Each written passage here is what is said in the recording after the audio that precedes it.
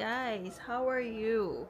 So, matagal na din ako hindi nagbabasa ng comments. Nito na lang lately. And, nanonood ako ng isang vlog ng isang taga-Canada. Um, si Inags. And, nung pa naman siya pinapanood, pero yung mama ko talagang nanonood sa kanya kasi ang iba yung pinapanood ko. Tapos, sinasabi lang ng mama ko na panoorin ko daw. So, yesterday, nanonood ako ng vlog niya. So, may mga nakita ko or may nasabi siya na mga pinopost niya yung mga nag-aano sa kanya na mga bashers. And nakakatawa yung mga response niya. Ngayon, so anyway, ngayon nung nag-aano ako nitong kanina lang, nagbabasa ako, sinabi ko na kay Ate Iya. Sinesend ko sa kanya yung latest na may nag-comment. And grabe, hindi ko alam kung ano yung yung mga pinaguhugutan nila para silang punong-puno ng galit sa'yo. Alam mo yun, yung nanunood sila pero punong-puno sila ng galit sa'yo. Ito, babasahin ko yung isang comment niya. Dami account lang siya.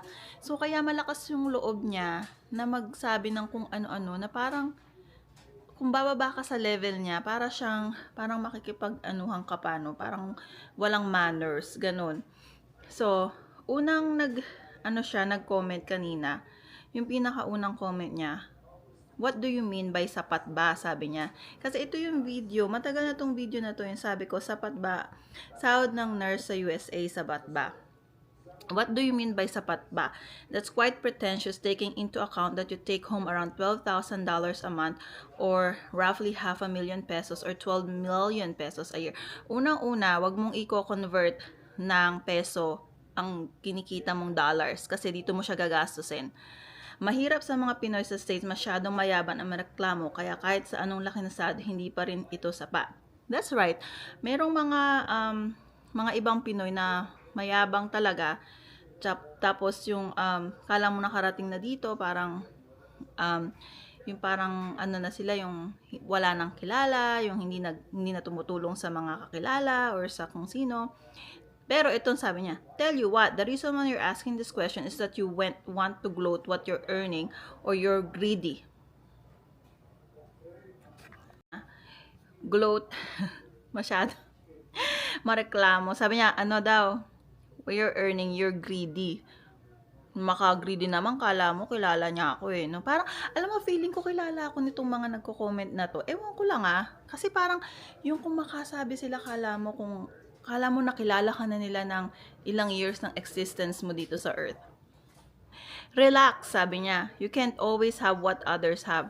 I know, right? Kung nangangarap na yung malaking bahay, yung mga ganon. So, ewan ko anong-ano niya. Hindi ko alam kung anong pinaguhugutan nito. Worth it ba siya? Tingnan mo, sabi mo, worth it ba siya o nakakabuhay ba siya? Nabubuhay ng mga Pinoy na caregiver or CNA dito, ikaw pa kaya? So, ibig sabihin, nasa US siya. You post your question as if you have any other better option than what USA has to offer. If you can't live by what you're earning right now, then you have a problem. Tanda mo na wala ka pang ipon. Baka naman puro ka porma. Alam mo, hindi ko yun napigilan. Talagang nireplyan ko siya. Sabi ko talaga, porma lang talaga ako. At wala kaming ipon, promise. Namumulubi kami ngayon, ganun. Ganon. Tapos nireplyan ko siya. Sabi ko, baka naman, yun nga sabi ko, baka atakihin ka sa comment mo. Kasi yung pag-comment niya, para siyang galit na galit siya sa'yo. Parang gusto kanyang atakihin. Kapag nakita ka niya, parang sasabunutan ka niya. Ganon. Tapos meron pa siyang comment actually. Ewan ko kung hindi ko siya makita, pero na-screenshot ko niya. Parang tinamaan ka, sabi niya. Nurse ka nga, mukha ka namang katulong. LOL. Ano naman kung mukha akong katulong kung nurse? Bakit? Lahat ba ng nurse dapat maganda? Ang hirap sa mga Pilipino no? Maglalait sila ng iba sa mga comment. Kapag in-answer mo, kapag sinagot mo sila, may sagot din sila. Yung sagot nila, panlalait. Hindi nila isasagot ng mas professional way. Ang sagot nila, panlalait talaga. Tapos sasabihin ka pang mukha kang katulong. Pero siya, dami account naman na hindi mo naman alam kung ano itsura. Malakas lang ang loob dahil dami account. Meron pa siyang comment na iba. Hoy Pong Pagong, shout out sa'yo. Sabihin mo yung tunay mong pangalan para hindi ka nagtatago sa dummy account, ha? Meron pa siyang sabi. Sabi niya, kasi doon sa isa kong video, yung nagtutour ng mga bahay, alam nyo, kung panunuorin nyo yun, sabi ko, kapag wala kaming pinupuntahan, nagtutour kami ng mga open houses kasi for ideas sa bahay namin, pag nirenovate namin o pinagawa, kasi nung naghahanap kami ng bahay, ang gusto namin, high ceiling, pero wala kaming makita. So, we settled for like kung ano yung available sa market. Pero yung gusto namin, hindi naman yung dahil available lang siya, kaya namin kinuha. Siyempre pa rin, yung gusto namin, kasi first house namin yon. Tapos, sabi niya, dito naman siya nag-comment sa yung mukha niyong katulon na vlogger. Dito naman siya nag-comment sa ito yung sa bahay na house tour, sabi niya, don't be a social climber and just be happy with your house. Nurse ka lang at di ka doktor, kaya di mo kaya ang $1 million house. Diba? Parang, okay, pero but I know some people na nurses that they can't afford $1 million house. Nurse ka lang. Pero, nagagalit siya nung kino-compare ko ang sahod ng CNA sa nurse. So, nagko-contradict yung mga sinasabi niya. So, parang galit lang talaga siya sa akin. May masabi lang siya. Kaya pala kahit, ayan, huwag mayabang para maging komportable sa buhay. So, minsan naiisip ko, hindi ba kami komportable sa buhay? Bakit niya nasabi yun? O nakikita niya kami araw-araw na hindi kami komportable sa buhay? Hindi ko alam. Sabi niya, kaya pala kahit na 12K monthly mo ay nagtatanong ka pa. Hindi ko alam kung sasabi kung 12K yung monthly ko. Hindi ko alam no? Hindi ko alam kung akin yung 12K. Parang, alam mo kung miss ka man o sir, kulang pa yung 12K na sinasabi mo. Joke lang. Sabi niya, remember, naguhugas ka lang ng puwet na matatanda dito, kaya be humble. So, doon pa lang, nagko-contradict na yung sinasabi niya na CNA, nagko-compare na nasty person daw ako. Meron pa siyang isang comment about dun sa isa kong, kasi may comment siya dun sa isang video, sabi niya, nasty ka dito kasi kino-compare ko daw yung sahod ng CNA sa nurse. Ang sinasabi ko dun sa video na yun, nung CNA ako, ganun yung sahod ko. Nung nurse ako, ganito yung sahod ko. So, siyempre, makikita mo yung comparison doon kung noon ako nagsettle sa pagiging CNA or pagiging nurse. So, nagko-contradict yung sinasabi niya. Sabi niya, nasty daw ako. So, sino ang nasty sa atin na sinasabi mong naguhugas ka lang ng puwet ng matatanda dito? Diba? So, sino ngayon ang sa ating dalawa ang humble at nasty, Pong Pagong? Ilang mga negative comments. May mga mararaming comments din na kapupulutan mong aral doon sa mga videos. Kaya, minsan nilalike ko na lang kasi wala na akong time mag-reply dahil busy.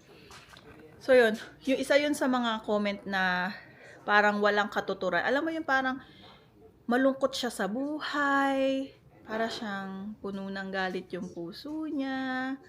Ganon, yung parang dahil puno siya ng galit, kung ano na nakikita niya sa internet, sa YouTube, yun na lang inaano niya. Ako napagdiskitahan niya, naka-jackpot ako tonight, ako yung napagdiskitahan niya. So sa page ko siya nagko-comment ng kung ano-ano. Na nagagalit siya na kino-compare ko yung CNA sa nurse na sahod. Pero kung sabi siya ng naguhugas ka lang ng puwet na matatanda dito.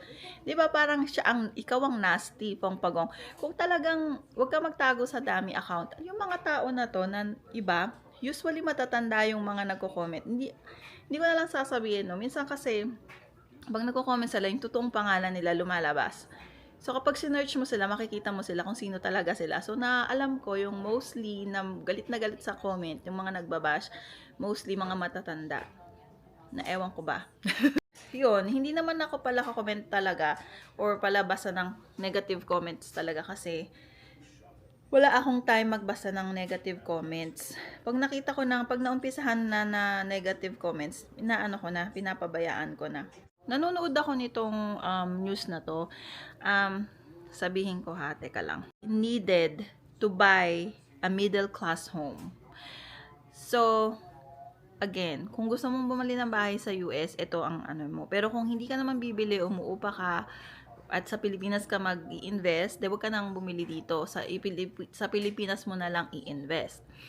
Pero kung dito ka titira, ito lang ang, or bibili ka ng bahay, ito lang ang idea na nakita ko sa news. So, dahil mataas na yung bilihin, mataas na yung bahay, mataas din yung mga, ang tawag dito, yung interest rate. So, napanood ko to sa news. Siguro ito yung sasabihin kong medyo updated siya. Sabi niya, you have to make $100,000 a year para makabili ka ng $400,000 na bahay with a 7% interest with zero na utang. Wala kang utang as in no car payment, no student loan, no credit cards. So you have a shot of qualifying. Pero, sabi niya, if you have a car payment or student loans and credit cards, Americans have to go at least $120 a year to get to afford a $400,000 house. Or at least $130,000 na sweldo mo a year. Kasi, right now, statistically, yung mga average American can only afford $250,000 na house, which only a few places in America that still offer homes at that price. So, dito sa place namin, I don't think we have $250,000 house. Tumitingin kami, wala na akong makitang 250. Guys, nung tumitingin kami before COVID, merong 200,000, 250, 300. Ngayon, wala ka na makita 250, 350, 400 sometimes. Sometimes pa yun na, tapos nasa malayang lugar ka pa. So, yun. So, or at least, no, may kutulong ka magda-down payment. It's either your family, your parents mo, magko-cosign sila. Yun ang ang maganda dyan, guys. Sa ngayon, kung dalawa kayong nagwo-work, mag-ipon muna kayo, ipon for down payment. So, why not, diba? Pero ang alam ko, if you live in a state, 3% is okay for down payment. Correct me if I'm wrong. 3% is okay for down payment. Pero kung nasa ibang state ka, bibili ka sa ibang state, you have to at least put 10% down. Pero pag nasa state ka mismo is 3% down lang. Pwede na. And then, plus closing cost. So, yun ang inaano ko ngayon doon. Kung sapat ba ang sweldo ng nurse. Ngayon, dito sa state namin, ang average na sweldo ng nurse dito, kung hindi ka mag-overtime, is around 80,000 to 90,000.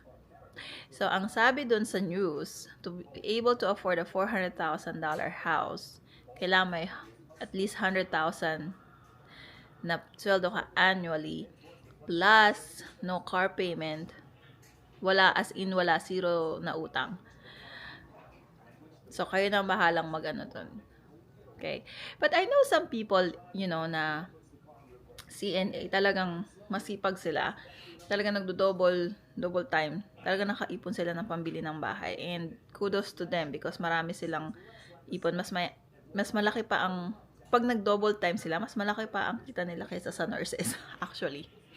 Hindi dito, sa California. Okay, balik tayo dun sa mga nasty comments. Maraming mga comments na iba pa na hindi ko na babasahin. Pero ito kasi yung latest. Pero parang may sayad nga siya, kaya siguro ganun siya mag-comment. I don't know. Parang ganun ang ko sa kanya, tingin. Parang aatakihin na siya sa puso sa sobrang galit niya.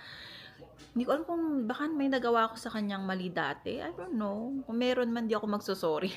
Joke. Okay. So, yun lang, guys. Thank you for watching and always supporting. Shout out pala sa mga laging nagsusuporta at thank you po sa mga nagko-contribute sa mga informations, sa comment about nurses.